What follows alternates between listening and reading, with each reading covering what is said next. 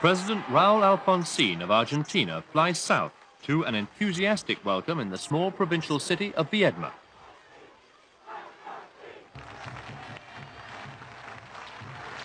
Viedma at present has only 35,000 inhabitants, compared with 10 million in the metropolitan area of Buenos Aires.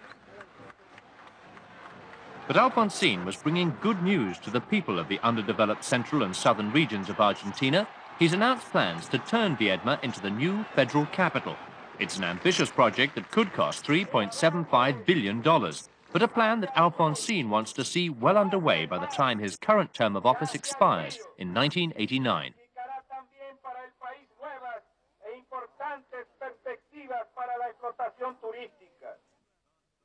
The geographical advantages of a new capital at Viedma are clear. It's on the coast and equidistant from all of the land frontiers, and it's much nearer than Buenos Aires to the Malvinas, the disputed Falkland Islands.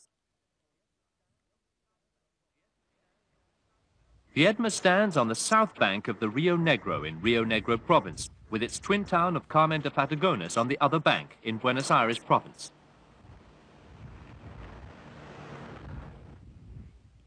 The plan is to create a new federal district, taking land from each province and creating a new conurbation, the future home for an estimated 400,000 civil servants.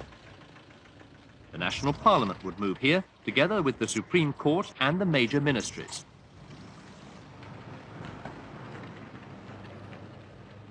It would be a classic exercise in decentralization. President Alfonsin has described Argentina, with Buenos Aires as its capital, as macrocephalous, a country with an excessively large head. He wants Viedma to become rather the new heart of the nation, and land prices here have already soared since news of the proposed move first became known in April.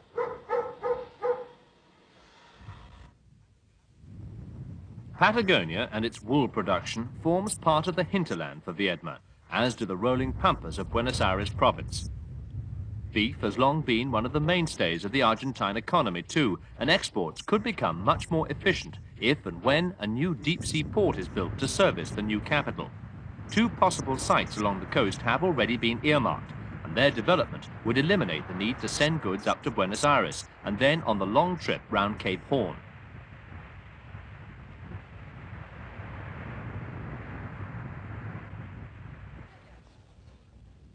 No timetable for the proposed move to Viedma has yet been announced. A multi-party advisory board is to review the plan before it goes before Congress, but a decision is expected before September. President Alfonsin himself has no doubts. He points out that 35% of the population and 48% of the country's industry are in the Buenos Aires area. He insists that decentralization has to happen if Argentina is to realize its full economic potential.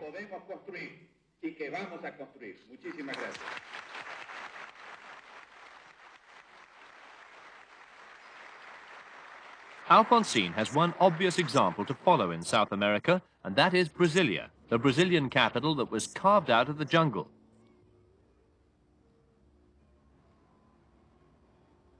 Critics say Brasilia, founded in 1960, has suffered from too much planning. Official buildings have one sector, and hotels, banks, embassies, and apartment blocks another. There are few gathering points for social life, and politicians and diplomats speed back to Rio or Sao Paulo at every opportunity. Brasilia's defenders say successive military governments badly neglected the capital, with complacent politicians and bureaucrats living a privileged life here off public funds. The hope is that the recent return of democracy in Brazil will also breathe new life into the city. Far away on the windswept South Atlantic, part of the proposed site for Argentina's version of Brasilia. Like Brazil, Argentina has now seen a democratic government succeed the military, and President Alfonsin hopes that his country is on the threshold of a new age of prosperity. The desolate Patagonian coastline could soon be changed beyond recognition.